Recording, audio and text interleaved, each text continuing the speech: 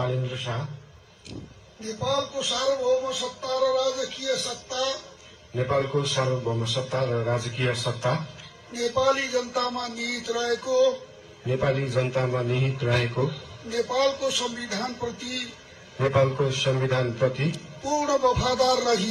पूर्ण वफादार रही सत्यनिष्ठापूर्वक प्रतिज्ञा गर्दै ईश्वरको देश र जनताको नाममा शपथ लिन्छु कि प्रधानमन्त्री पदको जिम्मेवारी प्रचलित कानूनको पालना गरी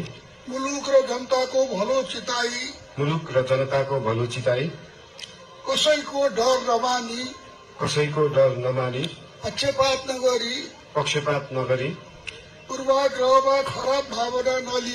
पूर्वाग्रह वा खराब भावना नलिई ईमानदारीका साथ गर्नेछु र आफ्नो कर्तव्य पालनको सिलसिलामा आफूलाई जानकारीमा आएको कुरा म पदमा बहाल रहँदा वा नरहँदा